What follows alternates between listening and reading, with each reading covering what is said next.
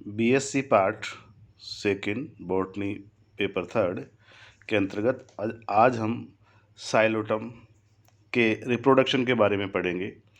जैसा कि पूर्व में हम पढ़ चुके हैं साइलोटम का स्पोरोफाइट, और आज गैमेटोफाइट के अंतर्गत जो रिप्रोडक्शन होता है उसके बारे में पढ़ेंगे। मैं चिरंजी लाल, शुरुआत करते हैं साइलोटम रिप्रोडक्शन से। जैसा कि साइलोटम में जो रिप्रोडक्शन है वो दो प्रकार का होता है। पहला है वेजिटेटिव रिप्रोडक्शन और दूसरा है सेक्सुअल रिप्रोडक्शन। वेजिटेटिव रिप्रोडक्शन यह गेमी के द्वारा होता है जो गेमिटोफाइट पर लगती है।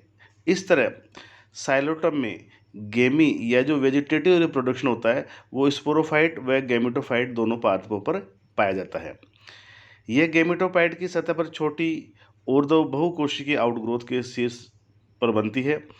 मूलाभासों के समान इस आउटग्रोथ की अंतिम कोशिका में 8 से 12 कोशिकीय छोटी गोलाभ अथवा लगभग चपटी मांड से बनी संरचना उत्पन्न होती है, जो पादपों से अलग होने पर एक नया गैमेटोफाइट बनाती है, जिनमें जनन अंग अपेक्षाकृत कम तथा दूरी पर पाए जाते हैं। गैमेटोफाइट में पाए जाने वाले जो कायिक बड्स हैं वो भी सीधे अथवा एक अथवा दो तलीय कोशिकाओं से उत्पन्न होते हैं। ये अलग अलग होने पर नया गैमेटोफाइट बनाते हैं। होलेओ 1939 ने बीजाणुद्विद तथा गैमेटोफाइट दोनों पादपों पर गेमी लगती है, परंतु इनमें निम्नलिखित अंतर पाया जाता है। उन्होंने कहा कि जो गेमी है वो दोनों पर पाई जा रही है, sporophyte as well as gametophyte पर। तो दोनों में कुछ माइन्यूट डिफरेंसेस हैं। दैट इज़ वन, जो स्पोरोफिटिक गेमी है यह राइजोइड्स के ढके हुए नग्न शीर्ष भाग के पॉइंट पर बनती है, जबकि गैमेटोफाइट की सतह पर गेमी उपस्थित होती है। जबकि स्पोरोफाइटिक गेमी 1 से 3 कोशिकीय मूलाभास की अंतिम कोशिका से शीर्ष पर बनती है, जबकि गैमेटोफाइट गेमी छोटी ऊर्ध्व बहुकोशिकीय मूलाभास समान आउटग्रोथ के शीर्ष पर अंतिम कोशिका से बनती है। स्पोरोफिटिक गेमी अंडाकार होती है तथा गैमेटोफिटिक गेमी यह गोलाभ अथवा लगभग चपटी होती है। जबकि स्पोरोफिटिक गेमी पादप से अलग होने पर स्पोरोफिटिक बनाती है, जबकि ये पादप से अलग होने पर गैमेटोफिट बनाती है। इसी तरीके से अब हम आते हैं लैंगिक जनन। लैंगिक जनन के अंतर्गत जैसे साइलोटम में जो लैंगिक जनन वो दो प्रकार के जो सेक्स ऑर्गन्स बनते हैं, अर्थात the male and female sex organs are antheridia and archegonia respectively. They are scattered over the surface of the gametophyte. The gametophyte is monoecious and number of antheridia usually higher than archegonium. अर्थात जो Psilotum में लैंगिक जनन होता है वो पुंधानियों व स्त्रीधानियों के द्वारा होता है कि जो कि गैमेटोफाइट के दोनों चारों तरफ विकसित होती हैं। इस तरह जो मेल सेक्स ऑर्गन्स है वो एंथ्रेडिया कहलाता है, जबकि फीमेल सेक्स ऑर्गन्स है वो आर्चिगोनिया कहलाता है। अब एंथ्रेडियम जो इसका मेल रिप्रोडक्टिव ऑर्गन्स है उसका जो डेवलपमेंट अगर हम देखते हैं, इसके डेवलपमेंट के अंतर्गत the antheridia develop from a single surface cell of is superficial cells of the gametophyte prothallus. The antheridial initial divided periclinium into outer jacket initial and inner primary endogonal cells. The jacket initial undergoes repeated anticlinal division and form a single layered jacket of the antheridium. The primary endogonal cell first divided by a vertical wall followed by division in all possible planes. So it results in the formation of a mass of a 128 to 512 or more endogonal cells. The last generation of these cells function as endocytes. तो इस प्रकार हम देखते हैं जो पुंधानियाँ होती हैं वो कोई भी सतही कोशिका होगी वो एक पुंधानी आरंभिक का काम करती है, तथा साइलोटम में इनका जो डेवलपमेंट होता है वो डेवलपमेंट करके ये लास्ट में एंड्रोसाइट्स का फॉर्मेशन करती हैं।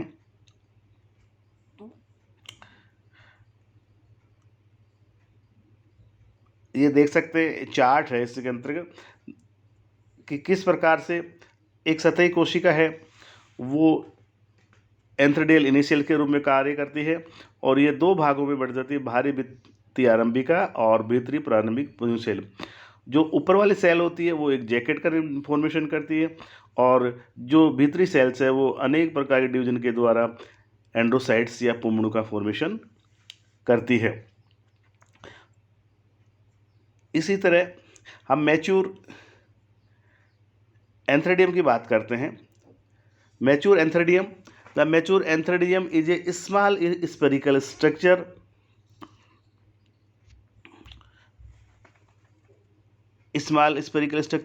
partially project above the surface of the gametophyte. Prothallus as a hemisphere done. It has a single layered jacket of 10 to 12 sterile cells which enclose a mass of spirally coiled multiflagellate anthrazoids.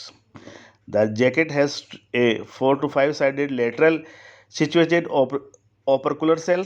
The anthrazoids are liberated by the disintegration of the opercular cell following the liberation of anthrazoids.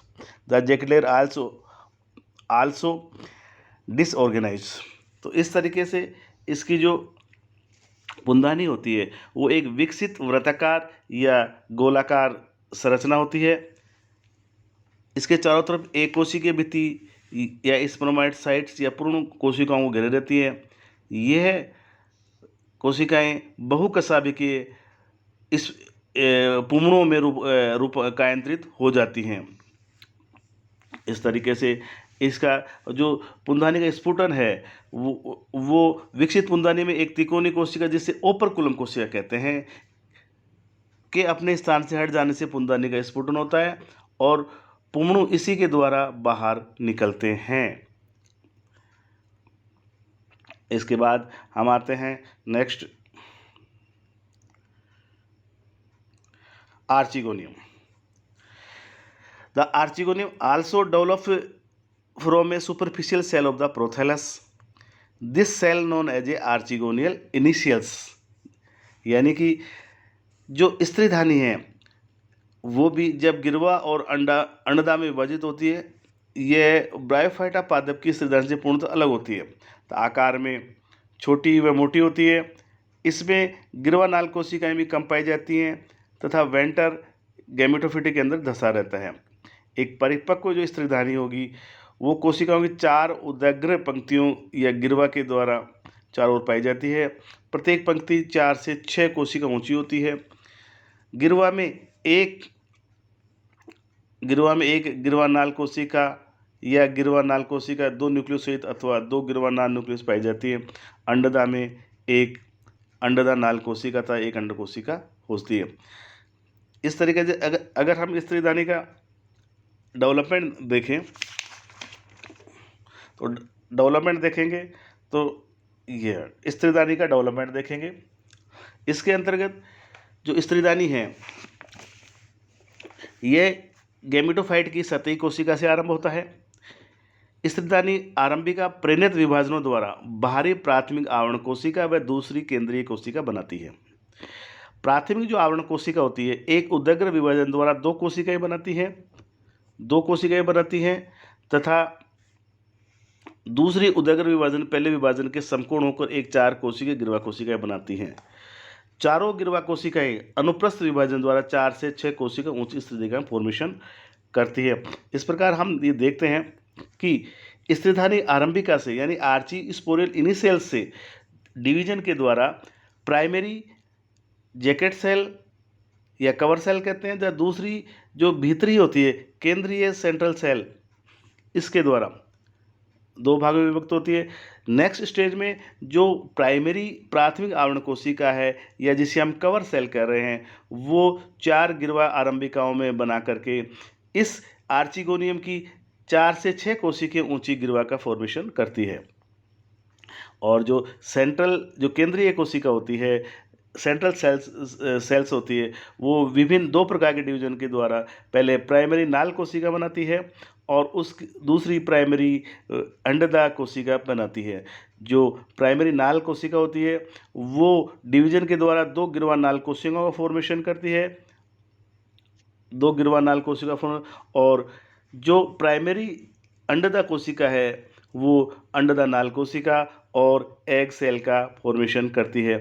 इस प्रकार एक जो परिपक्व स्तनधानी होती है वो गिरवा और अंडदा में विभाजित होती है। इस तरह मैच्योर जो आर्चिगोनियम है वो mature archegonium is almost completely embedded in the tissue of prothallus.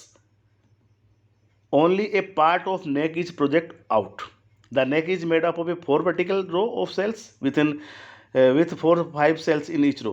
It has 2 neck canal nuclei, a ventral canal cell and an egg cell according to the diagram.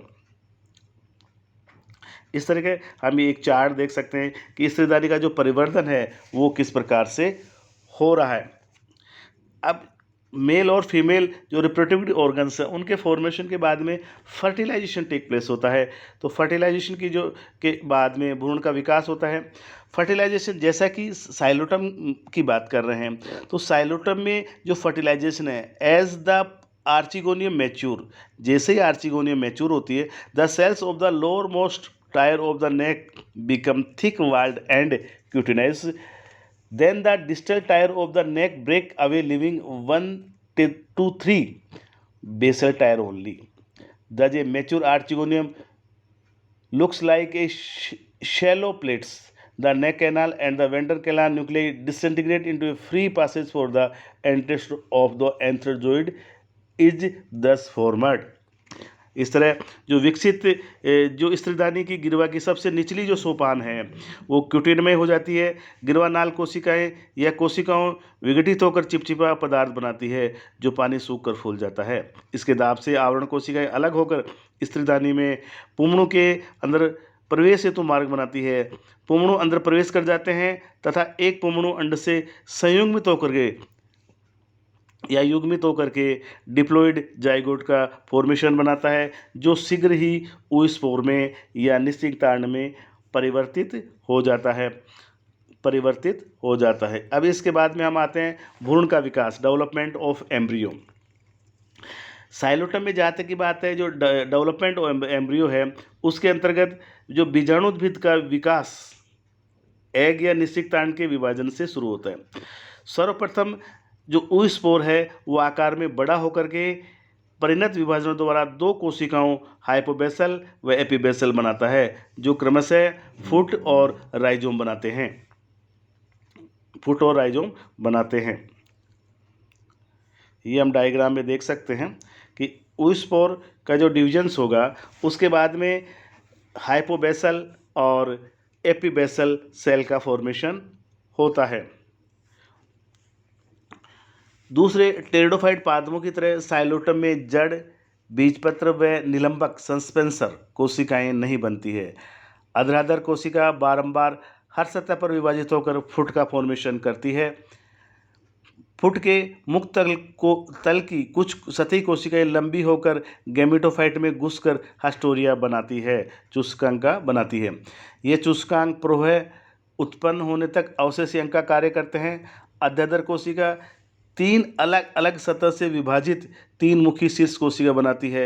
इस अवस्था में बीजाणुद्भिद को युग्मोद्भिद से ऊपर कर स्पोरोफाइट गैमेटोफाइट से उभर कर ऊपर आ जाता है। इस प्रकार हम देखते हैं साइलोटम में जो भ्रूण का परिवर्धन है वो टेक प्लेस होता है, अर्थात जो डिप्लॉइड जाइगोट है वो formed by the fusion of the male gametes, यानी मेल और फीमेल गैमेट के मिलने से इनमें फर्टिलाइजेशन प्रोसेस पूरी होती है और उसके बाद में oospore का फॉर्मेशन होता है और oospore डेवलप होकर के ये इसमें एम्ब्रियो का फॉर्मेशन करता है।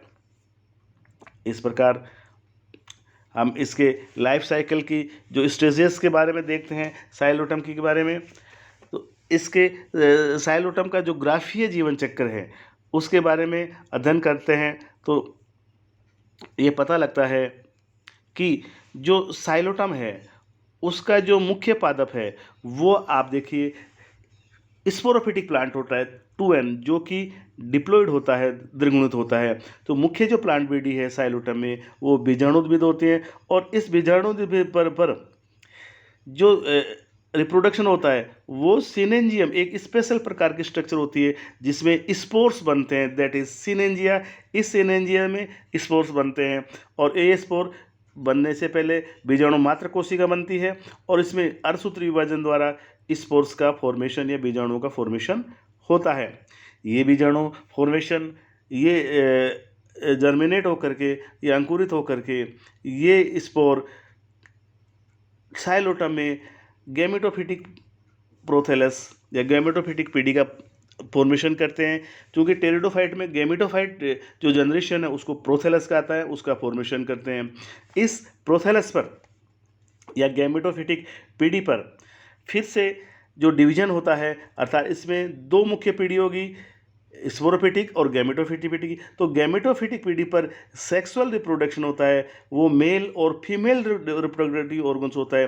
अर्थात यहाँ पर हम देखते हैं एंथ्रेडियम और आर्चिगोनियम, दो सेक्स ऑर्गन्स हैं, तो मेल और फीमेल सेक्स ऑर्गन्स ये कहलाते हैं।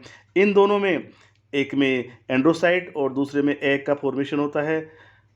इस प्रकार से इनमें देखते हैं कि जो एग सेलिका और पुमणु है ये फर्टिलाइजेशन यानी निषेचन क्रिया करते हैं, जिससे कि इसमें oospore का फॉर्मेशन होता है। यह oospore आगे विभिन्न प्रकार के जो डिविजन्स के द्वारा डेवलपमेंट करके एम्ब्रियो का फॉर्मेशन करता है, और ये जो एम्ब्रियो है ये एम्ब्रियो अलग होकर के ये एम्ब्रियो नेक्स्ट विभाजन करके कोशिकाएं विभाजित होकर के ये स्पोरोफिटिक पीढ़ी का फॉर्मेशन करती हैं।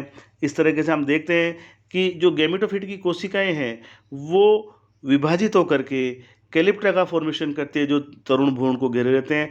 बढ़ते हुए भ्रूण गोपक को भेद कर लंबाई में वृद्धि करके प्रकंद बनाता है। शीर्ष कोशिका क्रियाशील होकर शाखाएं उत्पन्न करती है, जो शीघ्र ही कवकमूलीय कवक द्वारा संक्रमित हो जाती है। इस अवस्था में स्पोरोफिटिक प्लांट गैमेटोफिटिक प्लांट से अलग होकर मृत जीवी जीवन यापन कर देता है। प्रकंद द्विभाजित शाखन द्वारा विभाजित हो जाता है, और शीघ्र ही कुछ शाखाएं भूमि से ऊर्ध्व होकर वायवीय प्रवाह का फॉर्मेशन करती है। इस प्रकार से हम ये देखते हैं कि इसके अंतर्गत जो टेरिडोफाइट्स हैं, टेरिडोफाइट्स के अंतर्गत जो साइलोटम है वो लैंगिक जनन संपन्न होता है, और इस तरीके से ये आपका सिलेबस होता है।